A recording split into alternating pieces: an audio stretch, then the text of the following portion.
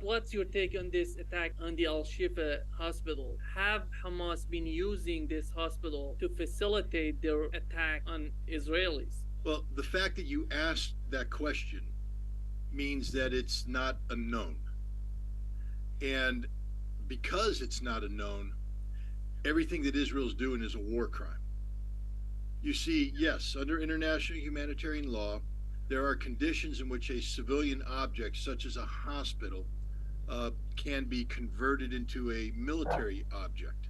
And amongst those are if a hostile force is using it as a command and control point to barracks troops, to store ammunition, things of this nature. But in the law of war, there's also there's a criteria called distinction, meaning that in order to make a distinction between civilian and military, you have to have proof. You don't get to attack a hospital, then go on a fishing expedition to look for proof. That's not how the law of war works. You have to have absolute proof, or otherwise the object must be treated as a exclusively civilian object protected under international humanitarian law. As we see right now, Israel doesn't have proof. They're desperately searching for something that can back up the extraordinary claims they made about it's big, huge command and control underneath there, bunkers everywhere, guns, the whole thing. Where is it, Israel? Where is it? The fact that you're looking for it means you didn't know for certain it was there. You're guessing, and therefore you're guilty of murder, mass murder, a war crime. Every Israeli officer, every Israeli civilian authority associated with the attack on this hospital is guilty of a war crime and should be prosecuted as such. This isn't an accident. This isn't a mistake. The law of war is clear, and Israel has violated it 100%. People need to get angry. People need to start getting angry. I'm tired of people going, well, we're just going to have a civil discussion. Imagine your child dead right now in the hospital. Imagine your mother going in for surgery and dying in the recovery room because she can't get the medical care she needs. It's time for everybody to get angry. Israel no longer gets a pass. This isn't about anti-Semitism. I'm not anti-Semitic. This is about calling out a regime, the Netanyahu regime, as a war criminal regime. And they must be recognized as such and treated as such. And I'm telling every Israeli pilot right now, we may not know your names because you're protected by the Israeli defense establishment, but we know the date you dropped your bombs. And one day justice will come to you because the records are clear. You climbed into a cockpit and you received an order and you executed that order, and you are responsible for the due diligence of the target that you're striking. You are responsible. And if you know that you're carrying out an act of violence as part of the indiscriminate bombing, the collective punishment of the Palestinian people, you have committed a war crime by definition, and you will be found out and you will be held guilty, just like every Israeli officer on the ground in Gaza right now. Hey, you battalion commanders, if you have snipers under your command and they're in schools shooting children, you're guilty. You're guilty. They're all guilty, and it's time we call them out for what they are. You know, I have been accused of condemning the Germans in World War II for what the Nazis did, and people said, well, they were good Germans. They were just German soldiers doing their job. Maybe you can make that case, but you can't collectively say that because the Germans knew what they were getting into, and the soldiers knew what they were fighting for. And at some point in time, it becomes evident that you are participating in a massive crime against humanity. This is why German generals, not SS officers, German generals were hung by the neck until dead, because they turned a blind eye to these crimes they were responsible, that took place under their command, even though they didn't give the orders. I hope and pray that someday there's a Nuremberg tribunal for these Israeli officers, and I want to see the look in their eyes as they're led up to the gallows, wondering in their mind what's going on as their feel the noose around their neck, knowing they only have seconds to live before the executioner pushes a button, their neck is snapped, because that's all they deserve. They don't deserve our adulation. They don't deserve our admiration. They don't deserve our sympathy. They deserve our mass condemnation for the criminals that they are. It's disgusting what's happening right now in Palestine. And this has nothing to do with Hamas. Nothing to do with Hamas. It has everything to do with Israel's national decision-making cycle, which mainstreams collective punishment, which singles out every single civilian in Gaza as an extension of Hamas, and that is a crime, a crime, a crime. And if you're a pro-Israeli person in the streets demonstrating for them, shame on you. Because this isn't about protesting against anti-Semitism. If it was about protesting against anti-Semitism, I'd be marching alongside, because there's no room for anti-Semitism, especially now. This is not a Jewish problem. The Jews are not to blame. Stop pointing the fingers at the Jews. This is about Zionism, political Zionism. This is about people who have taken political Zionism and they've turned it into this expression of a greater Israel. That's Israel. Show me anywhere in international law where the global community has green-lighted greater Israel. Nobody has. It's only in the sick fantasy of the Israeli leaders who govern Israel today. And if you're an Israeli fighting for Israel, you're not fighting for the defense of Israel as defined by the United Nations, as defined by 1948 or even 1967. You are fighting for a greater Israel, which means that you are saying we encourage a war of aggression against all of our neighbors, not just the Palestinians. This is a criminal regime. This is a sick regime. And it has to go. That doesn't mean that Israel has to go. But Eretz Israel is finished. Needs to be finished, needs to be killed. And the whole world needs to rally around this cause. I'm ashamed of the Arab world right now. I'm ashamed of the Muslim world. They had an opportunity. They had that joint extraordinary meeting in Riyadh last Saturday where they had a chance to squeeze Israel dead with an oil embargo.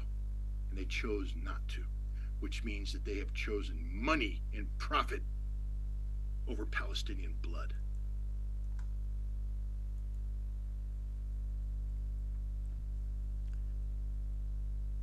I would like to quote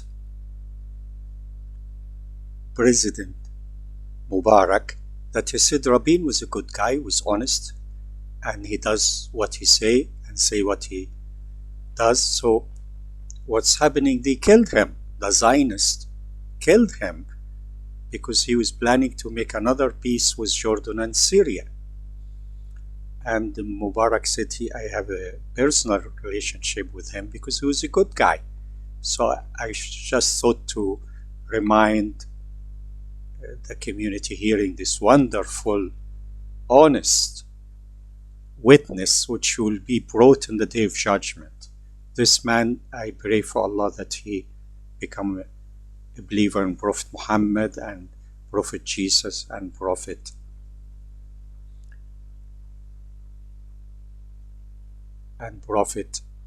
Moses. So, yeah, this condemnation is across the board for the leaders in Saudi Arabia, for the leaders in Turkey, because Erdogan may be out there saying the right thing, but he's allowing Turkey to transport Azeri oil over a pipeline onto ships in Turkish ports where they're sent to Israel to fuel the war machine. So Erdogan, you're a hypocrite. Shut the oil and I'll listen to you. Sisi, you better mobilize all your divisions and put them on the border with Israel and tell them that you are marching to Jerusalem if this doesn't stop. The king of Jordan, the same. Make Jerusalem yours again. Reverse 1967. Syria, take the Golan Heights. It's time for Israel to be terminated as a political Zionist state. Because until it is, these crimes will continue. The Palestinians mean nothing. Their lives mean nothing. We're at the point now where numbers mean nothing because they become so big, you can't really attach a human face to them. It's just a figure on a piece of paper. When you step back and look at October 7th, what was the reality of that day? Well, let's start with the name of the operation, Al-Aqsa Flood. Why does there have to be an Al-Aqsa Flood? What is Al-Aqsa? It's a holy place in Jerusalem, the Al-Aqsa Mosque, third holiest place in Islam. Why would Hamas have to name an operation Al-Aqsa Flood? Or could it be because the Israelis had, for the past months, years, been desecrating the third holiest shrine in Islam? Could it be that the Israelis were disrupting Islamic worshippers? Throwing tear gas into a mosque? Beating up women? Bullying men? Maybe that's why it happened. Maybe the Palestinians were tired of being surrounded by a fence and surrounded. You know, there's a lot of people don't know this. They're like, Gaza isn't occupied. Really? What is the CLA? What is Kogat? These are two Israeli entities that control everything that happens inside Gaza. Nothing goes into Gaza unless it's approved by the CLA or Kogat.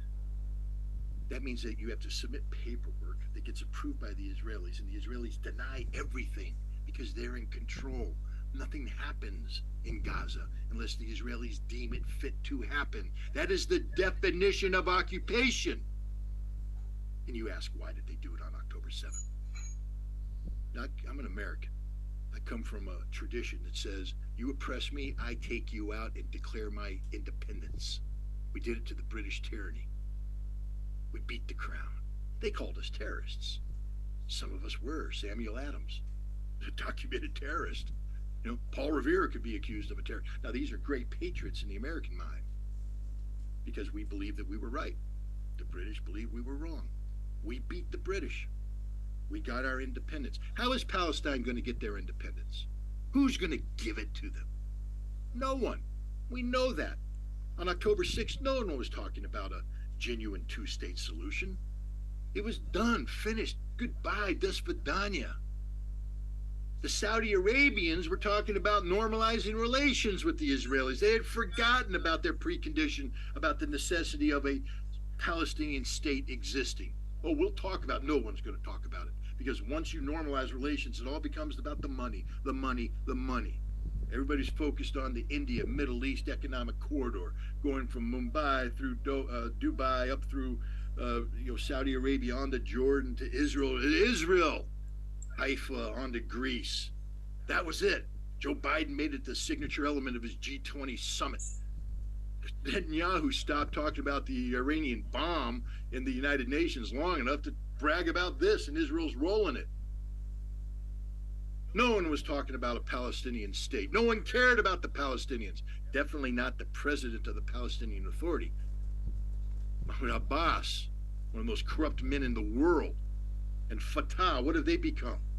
They become a mafia group that basically steals money meant to benefit the Palestinian people, puts it in their own pocket, builds villa after villa after villa after villa. The Palestinian people had been forgotten. Only one entity was speaking out for them. One. And it wasn't Hezbollah, and it wasn't Iran. They give words, they give words, they give words. Only one. Hamas. Hamas launched an attack against Israel on October 7th. Because if they had failed to do so, there would never be a Palestinian state.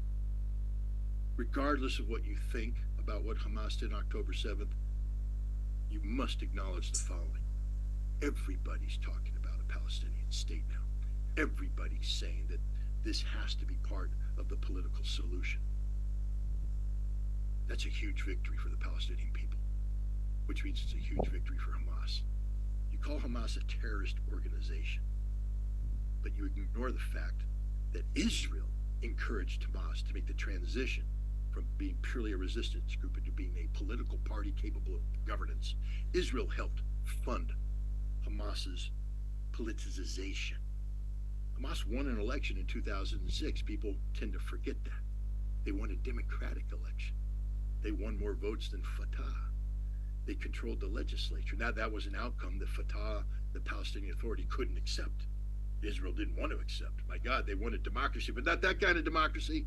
No, we don't want democracy where the will of the people is manifested. We want democracy that we control the outcome, but they didn't control that outcome. And it led to a civil war where Hamas won control over Fatah in the Gaza Strip. They lost control in the West Bank, but they won control in Gaza. Therefore, they are responsible for the governance of Gaza. Now, if you're put in charge of governing people, what kind of government are you if you allow the perpetration of crimes, the crimes of occupation?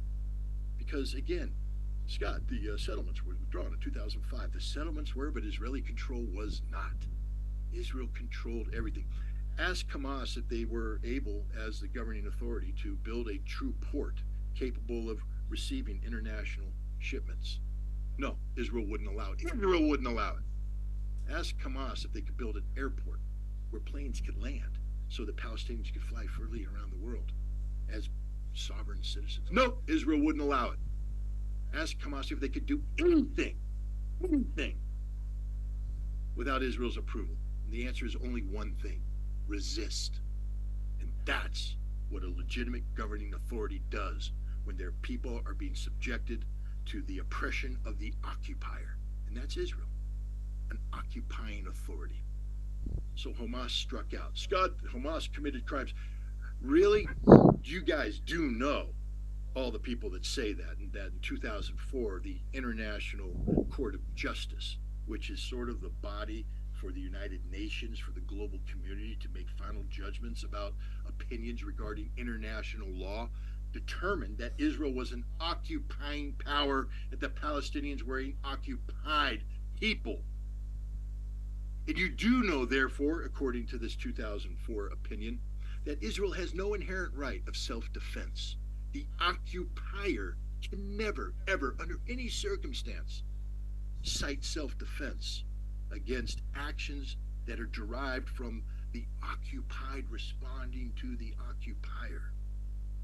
So, yeah, no, Hamas struck out as they should. And I'm telling everybody here, if you're a man or a woman worthy of the name, and you were a Palestinian living in Gaza, if you weren't with Hamas on October 7th, you stand for nothing. Nothing. Because it means you don't want a homeland. It means you want to live in perpetual slavery, perpetual serfdom. No, free men and free women would have supported Hamas on that day. And they should still support Hamas to this day, because Hamas is struggling against an illegitimate occupying authority, a war criminal nation. Never forget that Israel is not a nation of innocents. These are people who elected a government that has said, we will not allow a Palestinian state. You do know, we hear a lot of talk about from the river to the sea, Hamas's charter. Well, gosh, when was Hamas formed? I think in the late 80s, sort of came up in the late 80s and all that. When was the Likud party formed? In the early 50s. You know who invented from the river to the sea? The Likud party. It's part of their founding charter. And they believe it, and they act it. They will never tolerate a Palestinian state. Their entire being is designed to defeat Palestine, erase Palestine. All these Zionists, all these pro-Israeli people are going, where are they supposed to go? The 6, the 9, the 7 million Jews that are there, where are they supposed to go? Why the hell don't you think about the Palestinians? Where are they supposed to go? You're so willing to evict them and have them absorbed by countries around the world. Why the hell can't the tables turn? And I will tell you what, you Israelis, you pro-Israelis, there's only 7 million of you. And when the time comes and 1 billion anti-Zionists gather on your borders, maybe you guys should go read the story of Smyrna. Today it's known as Izmir in Turkey. Read the story of Smyrna. What happened to Smyrna at the end of World War I, at the end of the Greek invasion of Turkey, at the end of the Greco-Turkish War, where the Turks counterattacked and drove the Greeks into the ocean and basically said, Greece is that way. Swim or die. That's the future of Israel, if Israel isn't careful, because no one's going to care. Right now, there are people that do care. I care. I believe in Israel's inherent right to exist. but Israel is defined by the United Nations in 1948, or if we want to, we could modify it to 1967. I think the Oslo Accords talk about returning to the 1967 borders. So be it. That Israel has a right to exist because the international community has said it must exist. Who am I to go against the will of the international community? But the international community has never green-lighted Eretz Israel, never green-lighted Greater Israel. They've always spoken about the need, the necessity for a Palestinian state. And if Israel today is politically controlled by people who say that Palestine can't exist and the only solution is that Israel can't exist, and Israel must be eliminated, Smyrna will be repeated. Maybe they'll write about it being Jaffa or Tel Aviv or Haifa. But one way or the other, the Israelis, the political Zionists, will either learn how to peacefully live with their Palestinian neighbors, or they will be driven into the sea. How desperate is the Netanyahu administration to drag the U.S. into a larger conflict in the Middle East? Well, it's not just Netanyahu. The United States has been front-loaded to support Israel without question, regardless of the political leadership, for some time now. The last time we put the brakes on something like this was in 1990, 1991, during the Gulf War. The administration of George Herbert Walker Bush had famously stood up to the Israeli government and told them that, there's not a blank check here. But later on, under Bill Clinton, and then later on George W. Bush, and then Barack Obama, Donald Trump, and now Biden, that's changed. And Israel basically was given literally a blank check. The Israeli lobby took over control of Washington, D.C. The Arab lobby was dispersed. And we now find this situation where we're front-loaded to give Israel anything they want. But I will tell you this, first of all, both Israel and the United States know that there can't be a war between Israel and Iran unless the United States is involved. We know that because we participated in joint exercises with Israel, Chariots of Fire last year, Firm Hand this year, where the various scenarios were tested out. And Israel lacks the capacity to attack Iran on a sustained basis without American assistance, and they need America to take over that conflict because they can't do it on their own. They literally can't do it on their own. And the problem is that they can initiate a strike against Iran, but then Iran will destroy all of Israel with precision-guided ballistic missiles. Not just Iran. There's a member of the Israeli cabinet, female member of parliament. She's a Likud party member. She's resigned against Netanyahu, and today she's saying that he has ruined Israel. And he has. She understands the truth. She knows the truth. That Hezbollah is sitting on thousands of precision-guided munitions. Precision-guided munitions meaning that they will strike a target within 3 meters of its intended, point of detonation. That means it's going through a window. And that these weapons are such that the Israelis can't intercept them. So if they're fired, they will hit what they're aimed at. And that will destroy Israel. She knows it. Netanyahu knows it. That's why he wants America involved. The only way he can defeat Hezbollah and Iran is if America takes the lead. That's the last thing the United States wants to do, however. We don't have the military capacity to defeat Iran. And the consequences of a long war with Iran will be devastating for the global economy because the oil production capacity of the Middle East will be terminated, some of it permanently so. We know this. Joe Biden, he wants to be president again. So he's not going to commit economic suicide by blindly supporting Israel. Netanyahu is finished. He's done.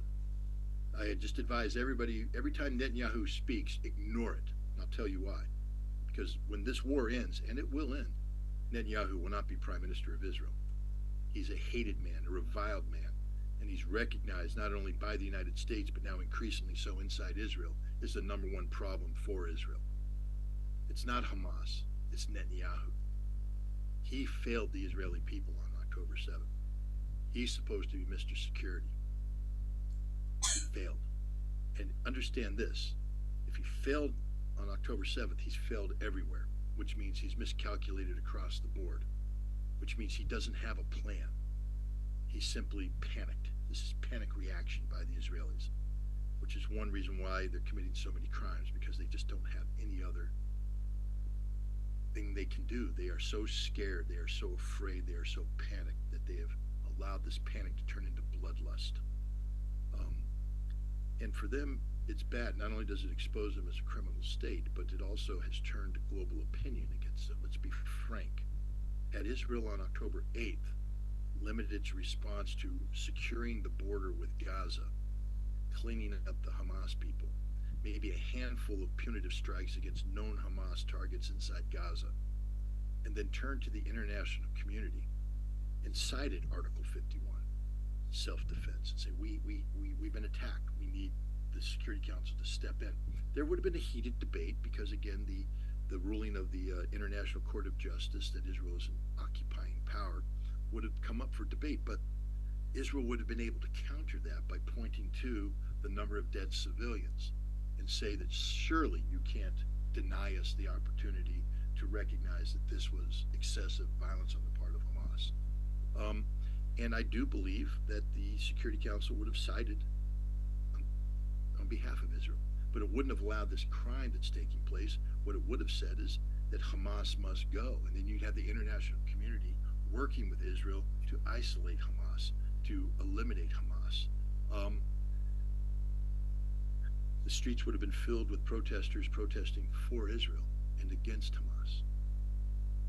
But that's not what happened.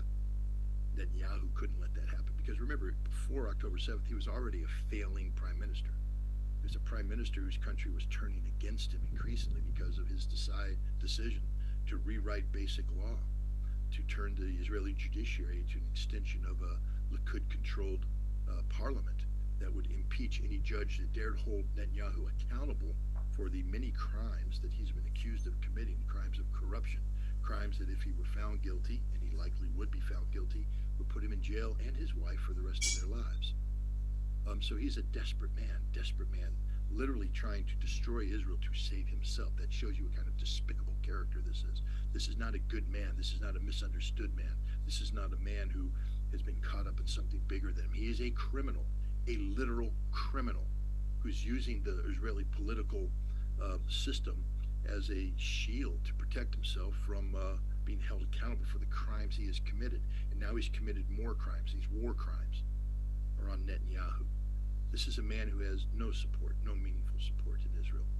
And I think you're going to see sooner rather than later that he will be removed from office and a new leadership will come in.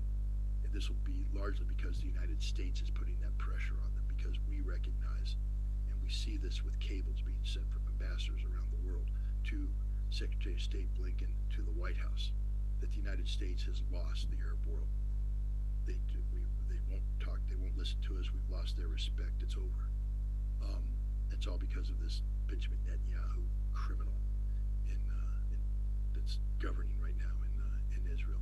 So I think we're seeing a situation where the United States has had enough of Israel's crimes, and that the United States is going to begin holding Israel to account. And the best way to hold Israel to account right now is to push Netanyahu out and get an Israeli government in that will be willing to sit down and seriously discuss how to bring an end to this violence and how to promote a lasting peace that's inclusive of the existence of a Palestinian state, a legitimate Palestinian state, not a throwaway fake Palestinian state.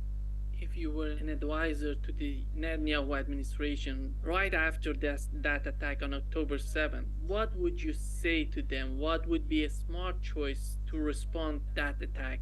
Well, if I were an advisor to Netanyahu, I would say that Hamas has carried out a very effective military raid against us. And we have to ask ourselves, what were they trying to accomplish? Hamas has stated three things: the creation of a Palestinian state, the freeing of 10,000 or 5 to 10,000 prisoners being held by Israel, many of them women and children, and the sanctity of the Al-Aqsa Mosque. Now, the Netanyahu administration is familiar with all of this because they have said, we will not allow a Palestinian state, straight up won't allow it. We're encouraging greater Israel. We're not just refusing to have a Palestinian state. We want to eliminate Palestine altogether. They're not going to free the prisoners. And they view the Al-Aqsa Mosque as an impediment against, the next temple, the rise of the temple in Jerusalem. And so it's very hard as a military guy, but I would say that understand that this raid was designed to trigger our response, and therefore we must be in charge of our response so that Hamas isn't controlling this ship, that we are in control of this ship. So the first thing is we need to reseal the border to make sure Hamas can't do this again. We must ask ourselves, how did Hamas do what they did? And we have to make sure it doesn't happen again.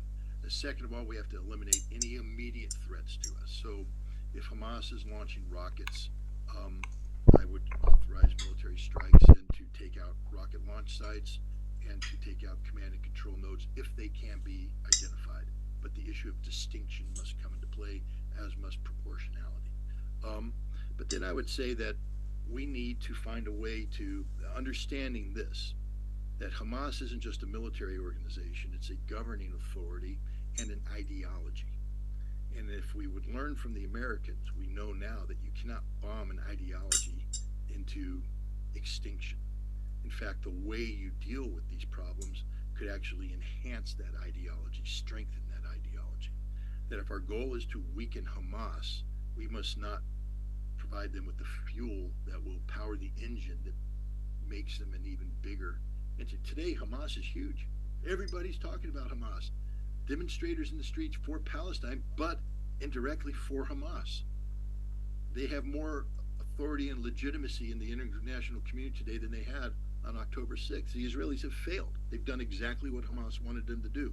Hamas took hostages, fell back into the Gaza metro, 500 kilometers of tunnels under the ground, and said, come and get us. And Israel did, and Hamas knew that Israel would use collective punishment because that is the written doctrine of Israel, the Dahiyah principle, named after that West Beirut suburb, and I'm sure I mispronounced that name and people are going to correct me. I apologize. But you know what I'm talking about. The point is, Israel did everything Hamas wanted them to do. And Hamas is winning this fight because war is an extension of politics by other means. This is a political fight, and Israel is losing the political fight. They can win all the little tactical victories on the ground that they want, but they're not destroying Hamas, they're not defeating Hamas, and they've lost politically. When you have the United States saying that Benjamin Netanyahu's got to go, you lost. When you have the world gathering around and condemning you, you've lost. So I would have told Netanyahu that we don't want to lose, and that we have to view this as a political struggle, not just a military struggle. The military job right now is to contain the problem. The political job right now is to destroy Hamas. How do we do that? We do that by not playing their game. The first thing I would have done, and I've been advising the Israeli Prime Minister, is I would have turned to the United Nations and make an Article 51 appeal for the world to rally around our support. And then I would say that Israel is open to direct negotiations with Hamas about resolving this issue. Israel is open to direct negotiations with Hamas. That means that Israel's sitting at the table waiting. And there's a seat over there with a sign that says Hamas. And you invite Hamas to the table. Now, Hamas doesn't want to sit at that table. Hamas doesn't want to recognize Israel. And you just disenfranchised Hamas. You just delegitimized them in the eyes of the world. Because everybody's now looking at Hamas saying, you have to sit down, you have to talk. And if Hamas won't talk, Israel just won the political fight. And now the process comes to delegitimize Hamas and find something that can step in its stead. Fatah, perhaps.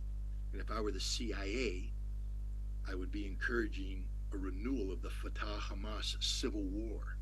I would be telling the people of Palestine that Hamas can't govern. They have abandoned you. They have betrayed you. They have done everything bad against you. And it's time for the Palestinians to clean house. And I would encourage that to be taking place. There's a lot of things Israel could have done that would have maintained this. Now, for me, I'm glad they didn't, because I believe in the defeat of Eretz Israel. I don't want a greater Israel. But I'm just telling you that there was a way to go about doing this, that Israel could have come out as the victor.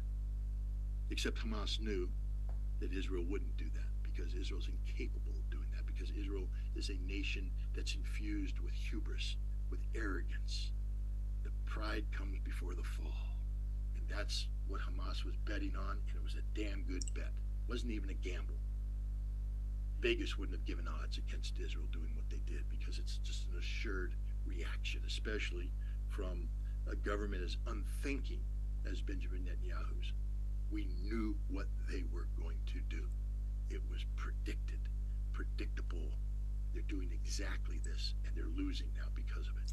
If the Netanyahu administration were capable of dragging the US into a larger conflict in the Middle East, how do you see the role of Turkey as a NATO ally? Well, first of all, I want to say that I think nobody wants this war. Everybody's on to Israel's trick.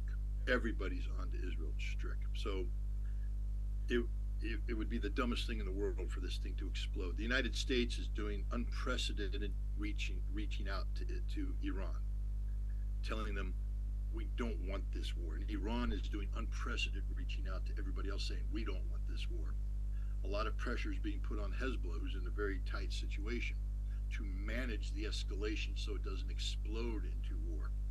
And the United States is putting pressure on Israel saying, don't you even think about opening up a northern front, which of course is an act of desperation that Netanyahu might do to hold on to power as his Gaza gambit fails. So I think we have to understand that any talk about a larger war is purely speculation. And it's, well, that doesn't mean it can't happen. Of course it can't happen. All the pieces are there. The emotions are running high. One miscalculation. My God, if one of these Iraqi or Syrian resistance missiles, mortars, lands on an American base and kills 25 soldiers, not wounds, kills 25 soldiers, hell's going to come. Hell's to pay. We won't take that. And then we have the real risk of major war. But nobody wants that war. Everybody's on to Netanyahu's treachery. You know, Turkey is a NATO ally. This has nothing to do with NATO. Nothing to do with NATO whatsoever. This is purely a Middle Eastern problem. And the United States is not going to go to war against Turkey if Turkey intervened against Israel. That's an Israeli problem. We will continue to provide arms, munitions, etc. But we're not going to intervene to save Israel. We're not going to put American boots on the ground. First of all, what's Turkey going to do? It's very difficult. I mean, is the Turkish Air Force going to mass its aircraft and strike Israel? That would be foolhardy because Israel has some potential to strike back. There's no common border between Turkey and Israel. Turkey can't send troops. Where are they going to send troops through Syria?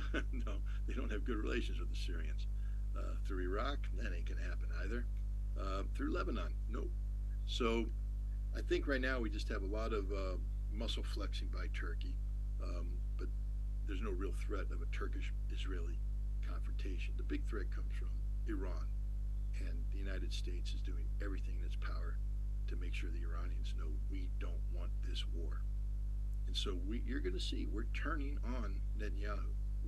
We don't want him in power, and we're going to put whatever pressure we can to get him removed from power.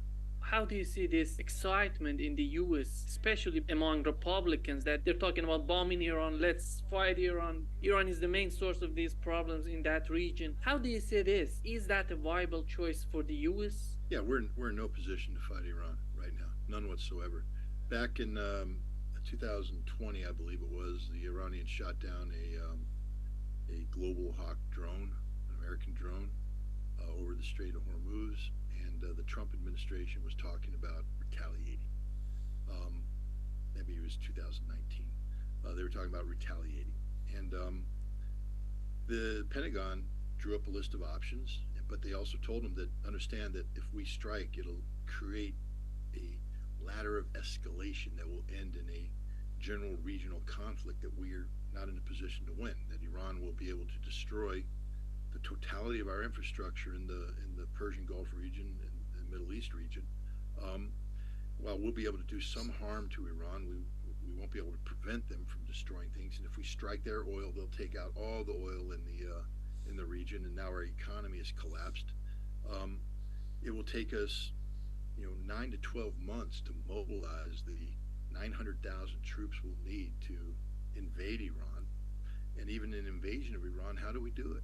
This isn't going to be the Gulf War where Kuwait has opened up its port, Dhahran opened, Saudi Arabia opened their port. We were bringing stuff into ports in an uncontested fashion, landing our troops at airfields that were open to us. How do we get our troops into Iran? We'll have to take a port seizure. Now, the Marine Corps does that for a living. That's what they do. But the Commandant of the Marine Corps, former Commandant, Mr. Berger, General Berger, when he came on board a couple years ago, he said that, he's reviewed the national defense strategy and the role that the Marine Corps plays in that. And he realized that the Marine Corps can't do what it's promised the President, Congress, and the American people that it should be able to do, and that is to project power in a meaningful fashion in this modern environment. He said, we're married to legacy operations where we put all our Marines on a handful of ships, but these ships are now targets with anybody who has advanced ballistic missile capability, area denial weapons. So as we bring our ships in, they will be attacked, they will be sunk, we lose all our Marines, we have nothing. And he said the carrier battle group's the same thing. It's a legacy system going back to World War II. We're in love with the carrier battle group, but the carrier battle group has never been subjected to the kind of anti-shipping missile fire that it would be subjected to if we went to war against Iran. I'm not saying that everything with Iran would work perfectly. It's possible that one or two ships could come in, but it's very problematic to do a port seizure when you lose 50% of your landing force in the waters, and we don't have anybody to replace them. That's the problem. There's only so many Marines, and you put them on a ship and that ship gets sunk, they're done. Now the Army's going to come in, but now you land them in Chaba Harbor, you got to, or Bandar Abbas, and now they have to advance to N-word. There's the whole Zagros mountain range that they have to get through. There's other mountains, there's multiple mountain ranges and deserts, it's inhospitable terrain to get to Tehran, which is the center of power. How do we do that? How do we begin to do that advance? We can't. Iran controls that area. There's millions of them.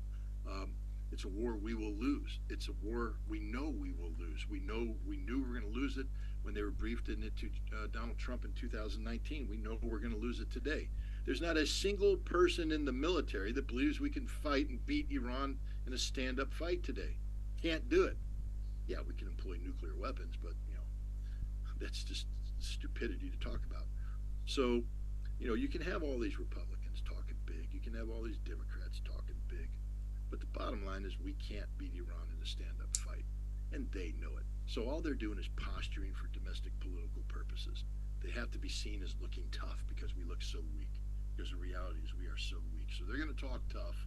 And by blaming Iran, you distract attention away from where it really belongs, Israel. By throwing out the Iranian boogeyman, you're saying, don't pay any attention to Israel here. We're introducing you to Iran. They're the trouble. No, the trouble is Israel, 100% Israel. Israel's the problem, and the solution will be found in dealing with Israel. The United States doesn't want a war with Iran because we can't beat Iran. We can't win that war. It seems that Avdiivka gonna turn a new Bakhmut for Ukrainians. Are they taking a lot of casualties in this battle? The Ukrainians are being slaughtered, butchered. The Russians are taking some casualties, but nothing on the scope and scale of what happened in Bakhmut. In Bakhmut, Wagner were using, inmate units and throwing them into the battlefield without any regard for the loss of human life, and so casualties mounted. The Russians that are fighting in Avdiivka now, they are suffering losses. This is heavy fighting, but nothing along the lines. The Russians are being very slow, methodical. The Russian supremacy and firepower is real. The Ukrainians in some points of the battle can't even fire back. They have no artillery left. So the Russians are pounding them. The Fab 500s, the guided air bombs are just destroying things. This isn't going to be Bakhmut, because Bakhmut was about both sides being thrown into the meat grinder. This is about Ukraine being thrown into the meat grinder, and it's a very one-sided fight. And it's about to end. I think this morning the Russians broke into the most heavily fortified section. They call it Area C in Avdiivka, and I think you're seeing it's the last desperation stands on the part of the Ukrainians. I liken it to what the Germans were doing in Stalingrad at the end of January and February. A lot of fighting by some very desperate men hiding out in basements and buildings, but it was over. There's a lot of fighting left very desperate men in basements of buildings, but it's over. They've lost. It's not just that, but Zelensky himself has said that if they don't get an infusion of aid very soon, they're going to have to retreat. Now, what does he mean? Limited tactical retreat out of Advika? It's too late, man. You lost that already. They're all going to die. Retreat from Kupiansk to Kharkov or beyond. The fact is, once Ukraine leaves these prepared defensive positions and starts to fall back, they don't have the troops able to execute that maneuver. Gaps will open up in the line, and the Russians will penetrate those gaps, and that retreat will become a rout. So the only military option they really have is to do a precipitous withdrawal back to the Dnieper River and use that water barrier as a mechanism of stopping the Russian advance. And that's where we're at. That's something I predicted would happen earlier this year, and it's happening. I mean, this was all predictable. Military math is a very harsh reality. When you are taking losses greater than your ability to replenish, you're in a negative factor. When your losses are less than your ability to replenish, you're in the positive factor. And Ukraine is now in the absolute negatives, and Russia's in the absolute positives, and the power differential is expanding in favor of Russia as we speak.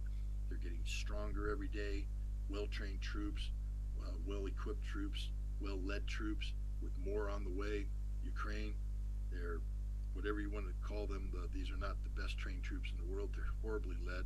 Their morale is finished, and every day they just get weaker and weaker and weaker and weaker, and eventually there will be a breaking point and the front will collapse. How do you see this conflict between Zelensky and Zelensky? What's the reason behind this conflict? There has been a power game being played, and Zelensky was the guy that was the favorite of the CIA and MI6. Zelensky was, of course, popular, but we had promoted Zelensky to the status of a Ukrainian Winston Churchill, and having given him that, you can't go against him. You have to keep him propped up as such. They're both, guilty of egregious failures. Zelensky is a man who sold himself to the Ukrainians as the guy, the Messiah, around which the world will rally, and there would be a perpetual flow of money and materiel and recognition that Ukraine is the number one problem in the world, and the world is with Ukraine, and everybody will do.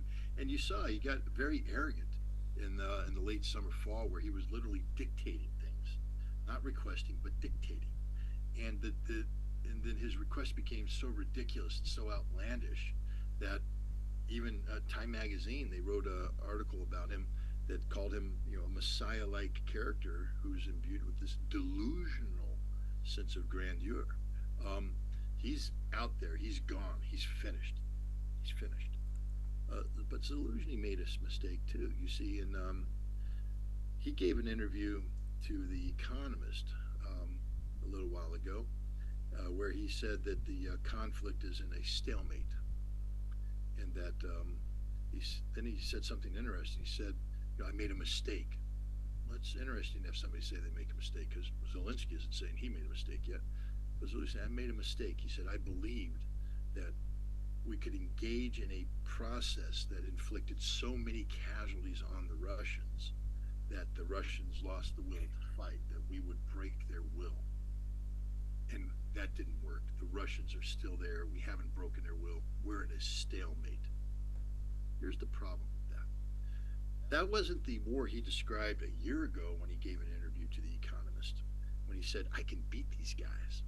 I can beat them, but I need you to train up 12 brigades of Ukrainian troops. Well, we did. To give me 300 tanks. We did. 500 infantry fighting vehicles. We did. 500 artillery pieces. We did. Ammunition.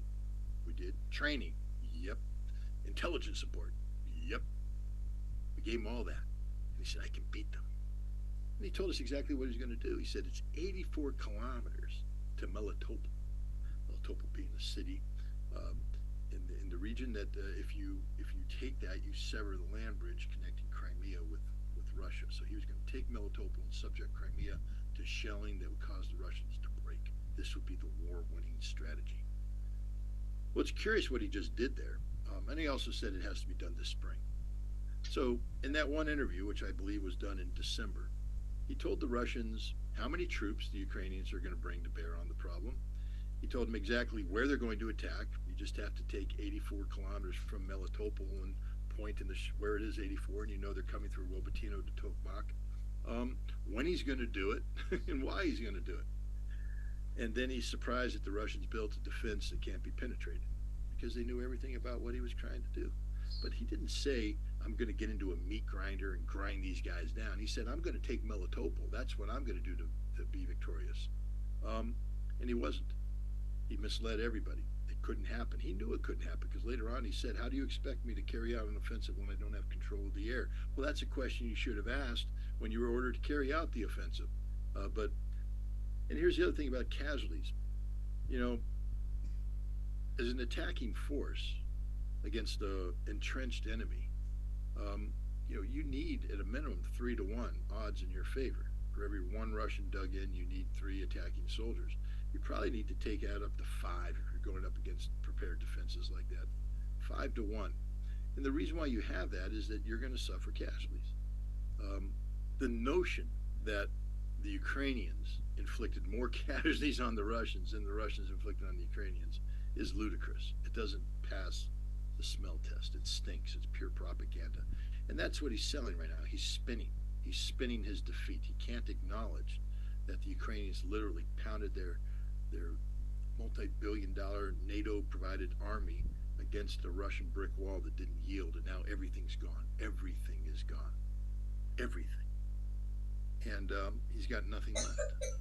So he's trying to call it a stalemate, but it's not a stalemate. Stalemate implies that the Russians aren't going to do anything. The Russians right now have gone over, they've transitioned from an active defense into an active offense along the line of contact, and they're putting pressure on the Ukrainians all along the line. The Ukrainians simply don't have the troops to respond. They've poured too many troops into the battle at Vika, too many troops in the Kupiansk are now trapped in cauldrons, being consumed. They're losing the battles around Bakhmut. They're losing everywhere, even in the Dnieper near Kherson, where they managed to put a couple battalions of Marines across the river. Those Marines are trapped now and dying. They're going nowhere. It's game, set, match. Russia has won. Now, the problem with saying Russia has won is I use the historical analogy of the Second World War and the American experience because I'm more familiar with that. In December of 1944, the German army had been reinforced to the point where it could carry out a major offensive in the Ardennes. It became known as the Battle of the Bulge. And the United States lost a lot of guys. We defended, we held, and then we launched a counterattack. General Patton's Third Army famously pivoting and relieving Bastogne and driving the Germans back. And then from early January into February into March, we pushed them out of the Ardennes. We got across the Siegfried line and we made our way into Germany. So by 1 April, it's over. It's over. Everybody knows that it's over. You know what the bloodiest month was for American forces in the war in Europe? The bloodiest month? It wasn't December, Battle of the Bulge. It wasn't June or July, the Battle for Normandy. It wasn't the fighting for France. It wasn't the fighting for the Hurtgen Forest or the Battle of Aachen. None of that. April 1945 was the bloodiest month for U.S. forces. Why? The Germans were defeated. Why did we lose? Because the Germans fought every tooth and nail till the very end. And they went down hard. They had lost, but they went down hard. And so when I say that Ukraine has lost, they have lost. But I'm under no illusion that victory is going to be easy for Russia. The final month of this conflict could prove to be the bloodiest month for the Russians. This war will end. It will end in a Russian victory. But it's a tragedy for everybody involved, because especially now when the outcome is certain, everybody's abandoned Ukraine. Everybody has abandoned Ukraine. Even the Wall Street Journal has abandoned Ukraine. They just did a headline story this morning saying it's time for belief in a magical Ukrainian victory to end, because even they know that there will be no Ukrainian victory, that the world must start thinking about what a Russian victory looks like and how to live with Russia in those terms, because that's the reality. That's what's going to happen. That is what's happening. And so if anybody had any humanity, they would stop the war now. Save as much of Ukraine as possible. Save as many Ukrainian lives as possible. You know, when this war ends, they're going to need to build homes. They're going to need to rebuild cities and villages. You're going to need engineers. You're going to need construction laborers. You're going to need manpower to do this.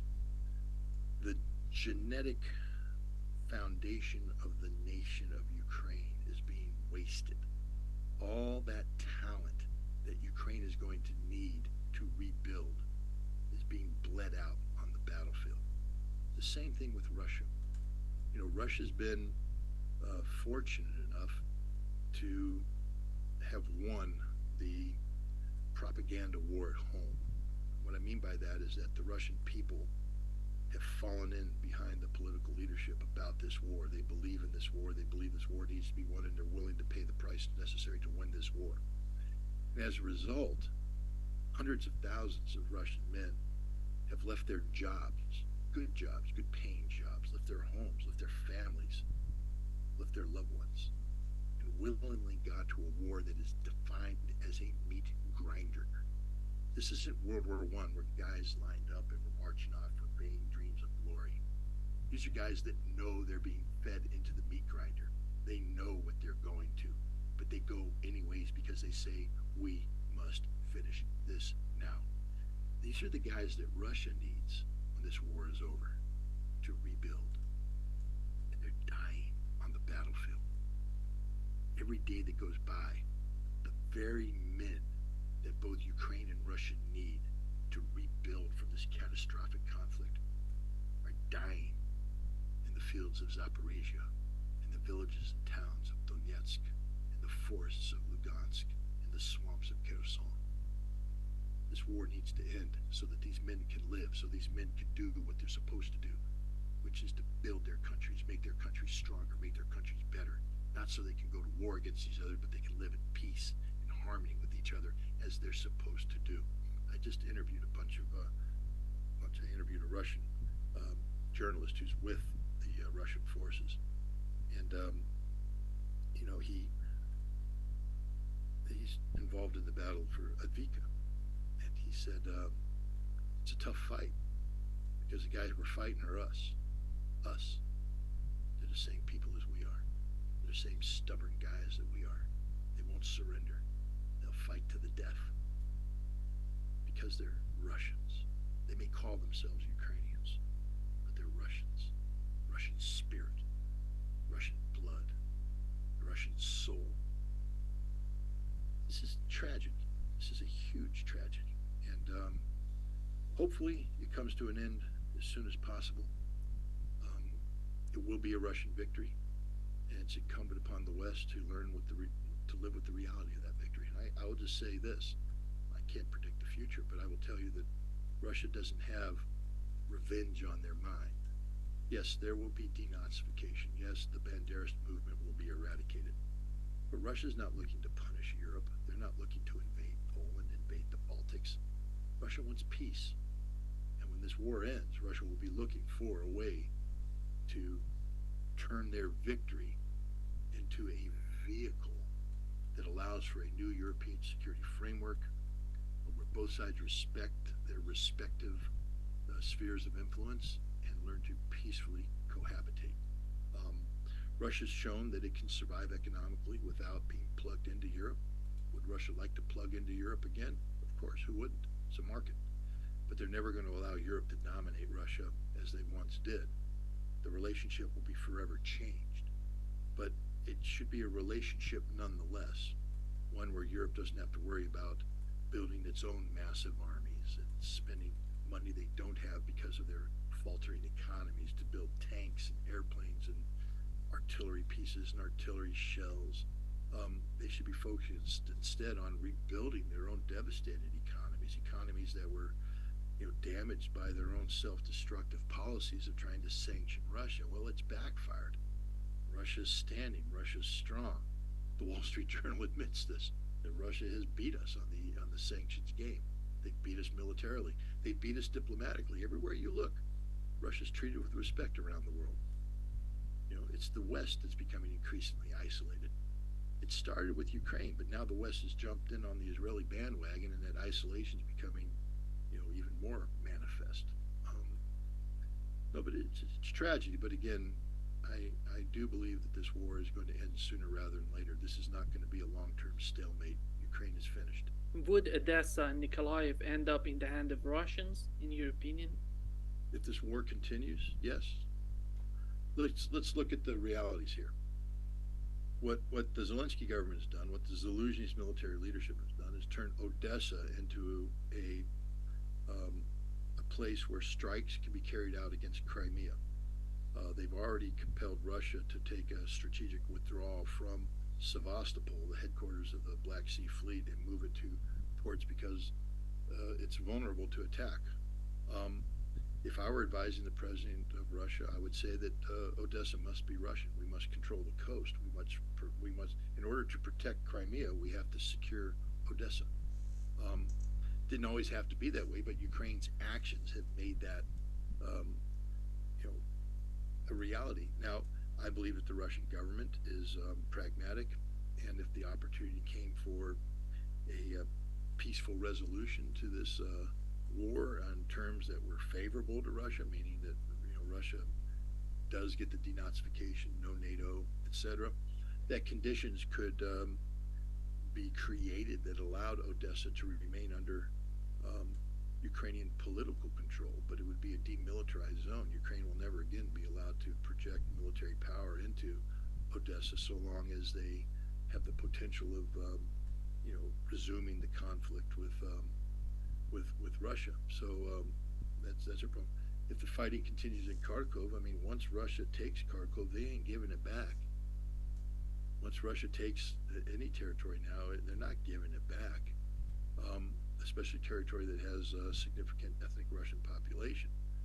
So the best thing for Ukraine to do right now is to stop the war and pray that Russia leaves Kharkov, and then hope for the best. But if they continue, yes. I mean, Russian leadership, Dmitry Medvedev and others, have pretty much said as much, that this will end with Russia gaining control of 5 more territories. That includes Kharkov, Odessa, Dnipropetrovsk, Mykolaiv. It's Ukraine's choice. What do they want Ukraine to look like when this is over? They can lose 20% of their country, or they can lose 50% of their country. It's up to them.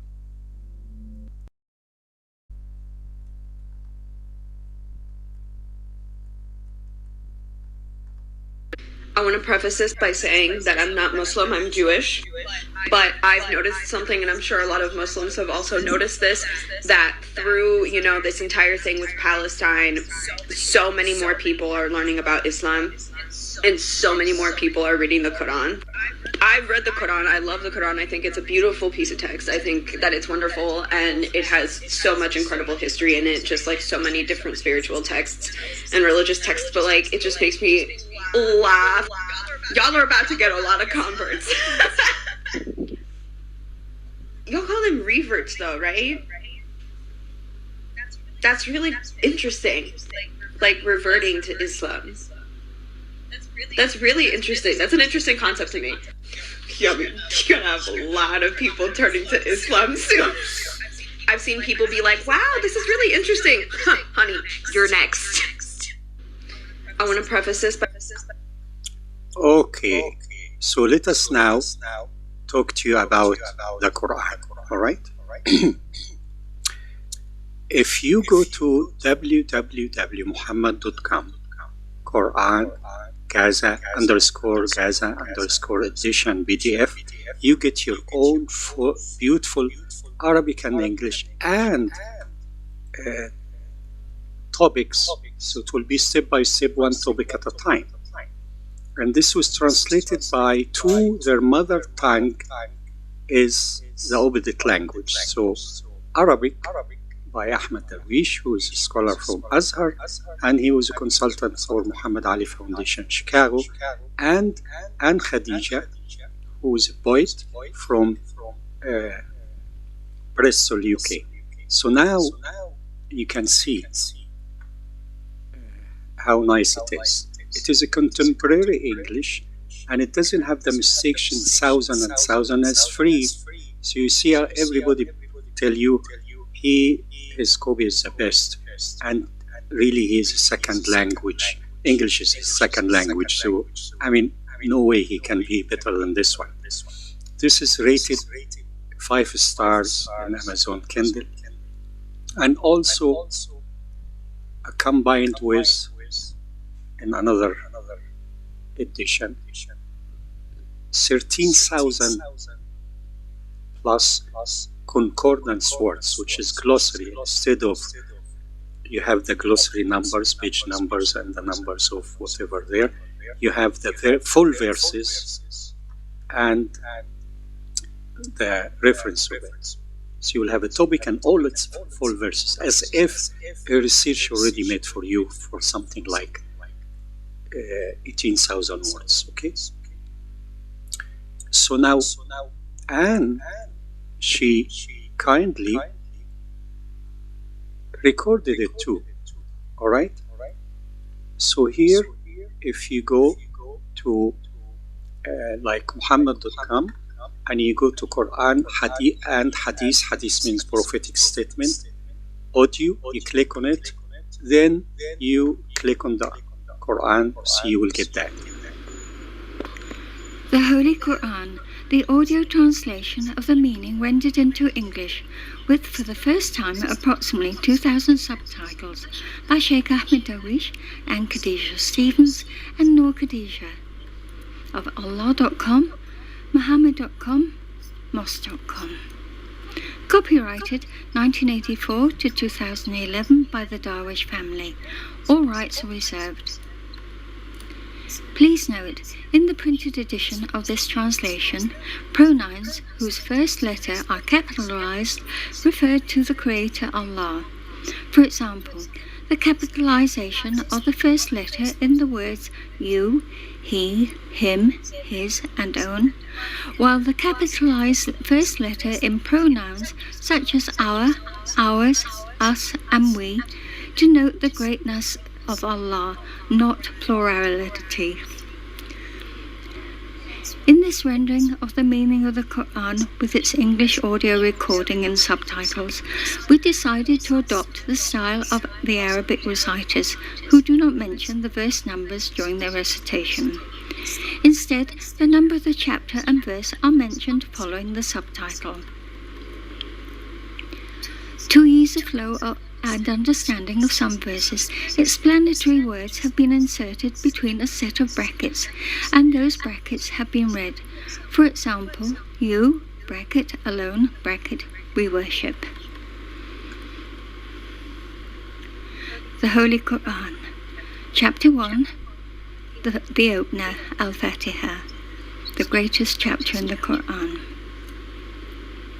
In the name of Allah, the Merciful, the Most Merciful. Allah opens the Quran with words in praise of Himself. Chapter 1, verses 2 to 4. Praise be to Allah, Lord of the worlds, the Merciful, the Most Merciful, owner of the Day of Recompense.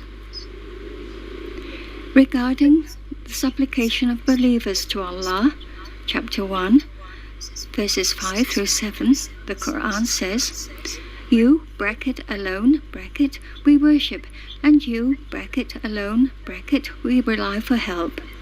Guide us to the straight path, the path of those whom you have favored, not those upon whom is the anger, nor the astray. Ameen. Bracket, please answer, bracket. So, at the left here you will see all the these topics, one after the other. So you click on any topic and you will hear and reading the English. So now you come and say, how about the Arabic? The Arabic, I will recommend to you only 2 people to hear them.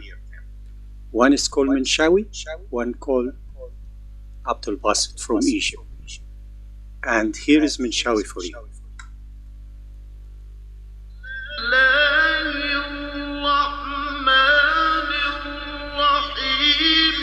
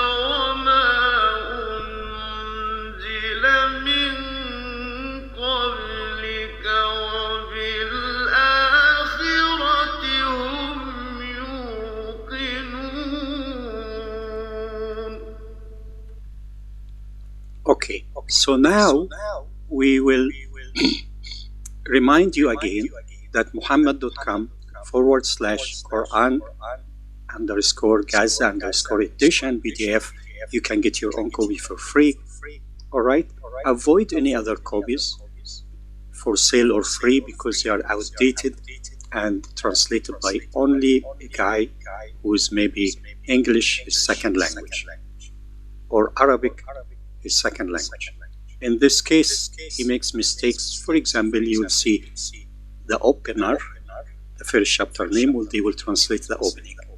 You will find things like worshipper, you translate slave or master, and Quran doesn't have that such usage. Allah is not in need for a slave or for slave or a servant. Allah is not He's not in need for a servant or a slave. Plus, Islam freed the slaves. Okay, so this is about that. So now, say. After the Quran, if you go to the same place here and you look for the hadith, you will have again, and Khadija will read for you the hadith of the Prophet. What is the hadith of the Prophet? It's prophetic statement. The Prophet is spoken about one verse a day, mathematic average, and one prophetic statement a day, totaling the Quran over 23 years of his prophethood life. He was appointed as a prophet and messenger when he was 40 years old, and for 23 years you are getting this average, one a day. And this is also some of the archiving that whoever hears that verse of the day, he memorize it, and it will be very easy, because if you study any language, not alone, it is your own mother tongue language, and somebody tell you one sentence a day, you will memorize it, no doubt. Okay? So she will tell you as such. In the name of Allah, the Merciful, the Most Merciful. Assalamu alaikum. The following is a brief introduction to our English translation and audio of 372 subjects of the teachings of Prophet Muhammad, praise and peace be upon him, compiled by Imam Nawawi and translated and presented by Ahmed Dawish and Khadija Stevens and daughter Noor Khadija of Allah.com, Muhammad.com, Mos.com. Copyrighted 1984 to 2011 by the Darwish family. Regarding the importance of intention, the hadith tells us, I, Omar, son of Al-Khattab, heard the Messenger of Allah, praise and peace be upon him, say, indeed, deeds are, judge, only by intention, and there is for everyone that which he intended. If one's migration is to Allah and His Messenger, then one's migration is to Allah and His Messenger. If one's migration is to seek the world, then one's migration is for that. If a man migrates for the sake of a woman and marries her, then his migration is that for which he migrated. We are willing to drop anything and everything for the sake of Allah. I think this is truly one of the messages from this week that has changed my life indelibly, truly and completely. I will never, ever, ever allow anyone at all to tell me about the Muslim people or Islam, because y'all's belief is beautiful. It's transcendent. You know, like, if this is the campaign to get nations to be Islamic, it's doing it. How y'all hold faith is with such an indomitable hope. We are by saying by saying that I'm not Muslim, I'm Jewish. But I've noticed something, and I'm sure a lot of Muslims have also noticed this, that through, you know, this entire thing with Palestine, so many more people are learning about Islam, and so many more people are reading the Quran. I've read the Quran. I love the Quran. I think it's a beautiful piece of text. I think that it's wonderful, and it has so much incredible history in it, just like so many different spiritual texts and religious texts. But like, it just makes me laugh. Y'all are about to get a lot of converts. Y'all call them reverts, though, right? That's really interesting. Like reverting to Islam. That's really interesting. That's an interesting concept to me. Yeah, you're gonna have a lot of people turning to Islam soon. I've seen people be like, wow, this is really interesting. Huh, honey, you're next. Okay, let me explain to you the situation here. Islam is based on three kind of parts put together, pillars. One is called Islam, which is Arabic word of surrender to God.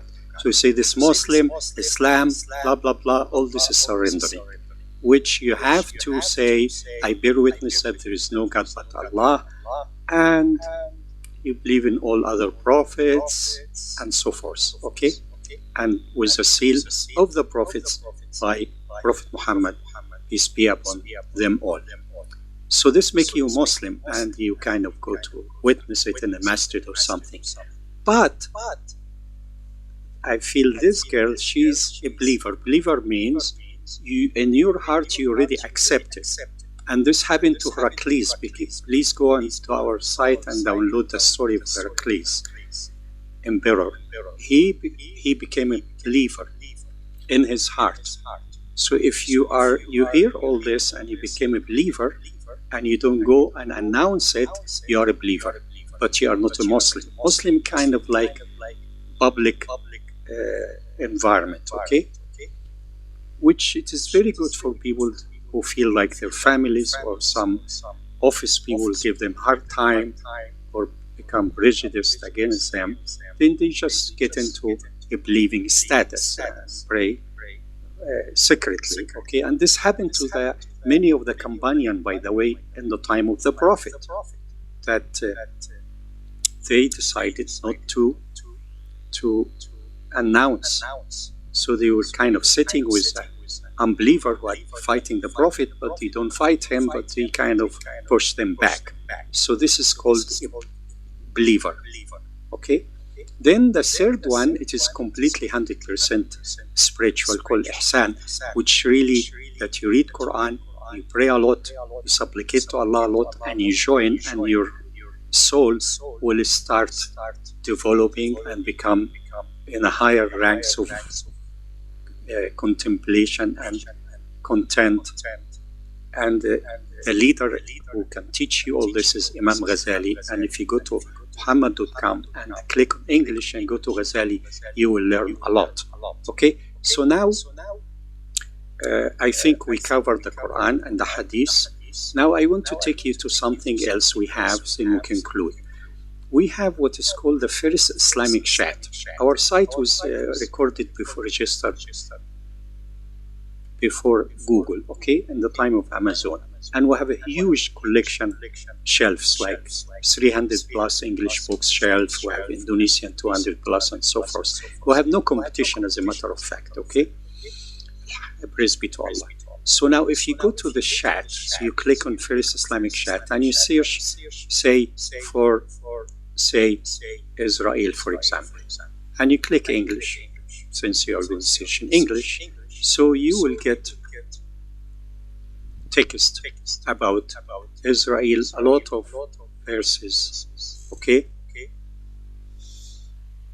And it will go over all the Israeli good people and the Israeli bad people who are Zionists, which they are named the harm doer, okay?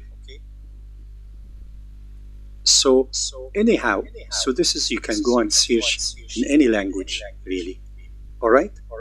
And you can search thousands and thousands of words, okay? If you search for something, which is not in the Quran, because say ice cream, for example, if you search for ice cream, it will take you to another. It will take you first. It will give you ice. ICE will give you part of it, but no cream. So you have choice, for example, and so forth. But also will give you a link. It will give you link to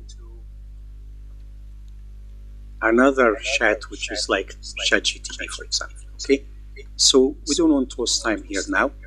So what I want to show you, finally, suppose you said, you know what, I want really to learn the words of Quran.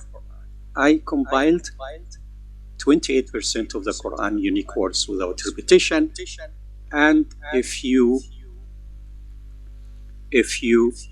study that with your reading, you will be really in good shape. Okay, so let us kind of go over it. Okay.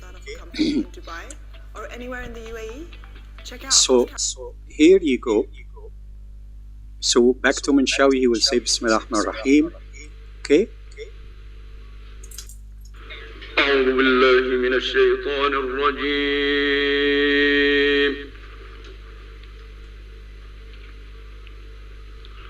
بسم الله الرحمن الرحيم. With for the first time.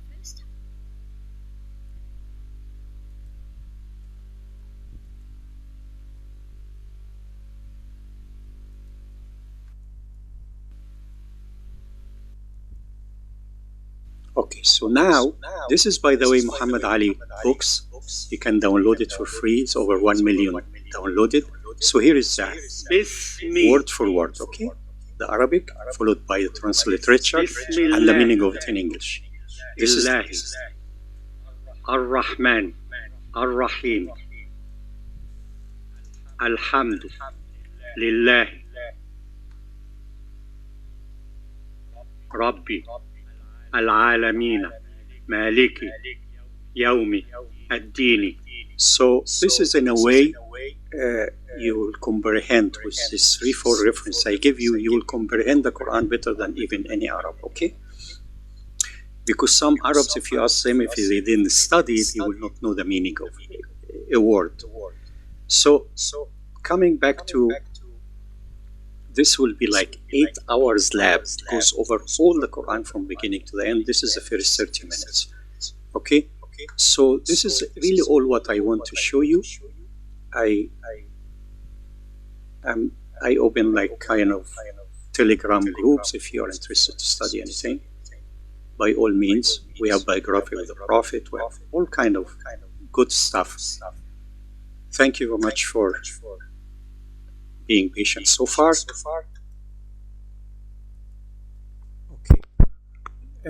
I just want to extend the advice for those who are fighting in Iraq.